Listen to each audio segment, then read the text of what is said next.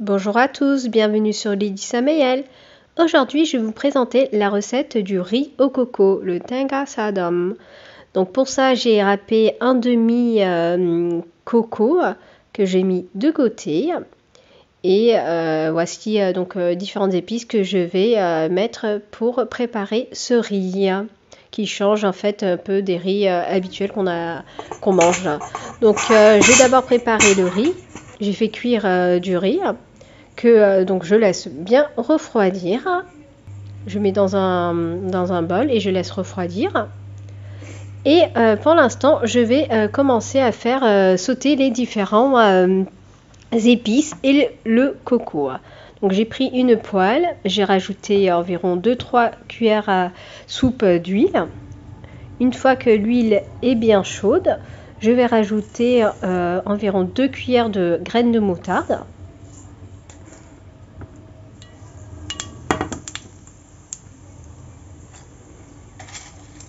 Je rajoute ensuite 2 cuillères de pois chiches cassés.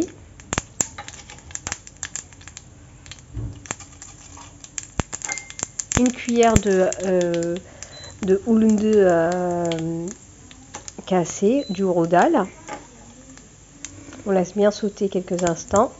Et je rajoute un piment rouge. Ensuite, je vais rajouter une cuillère de graines de cumin.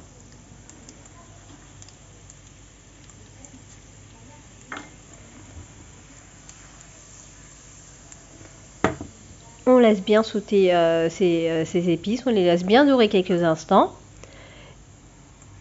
Et je vais rajouter un petit morceau de gingembre coupé en petits morceaux. On va laisser bien cuire le gingembre.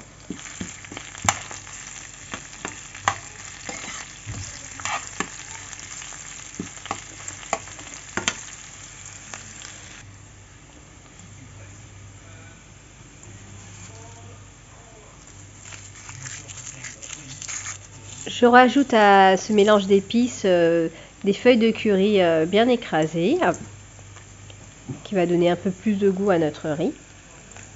Après, c'est optionnel. Et de la poudre d'asafoetida, vraiment une pincée de poudre d'asafoetida. Donc le riz est en train de refroidir. Je rajoute un peu de sel.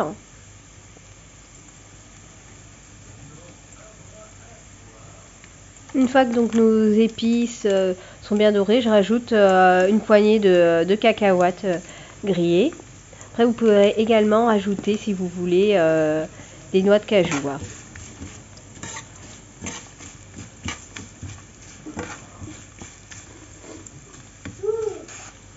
Je vais ensuite ajouter le noix de coco râpé.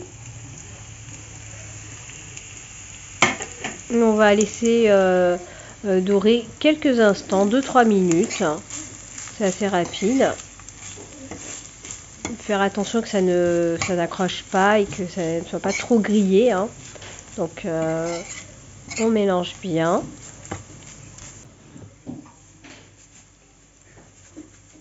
Je rajoute aussi un peu de sel dans ce mélange de coco. J'en ai rajouté tout à l'heure un peu dans le riz.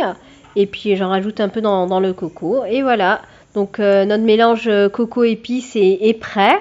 Donc on va pouvoir mélanger ça à notre riz. On va le renverser petit à petit dans notre riz et mélanger tout doucement.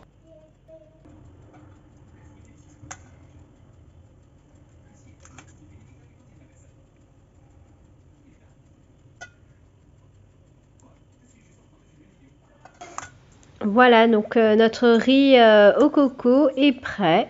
Après, si vous voulez rajouter un peu plus de piment rouge ou bien 10 piments verts, vous pouvez. Ça est à ajuster selon votre goût. Voilà, c'est une recette simple, facile à faire, qui nécessite très peu d'épices.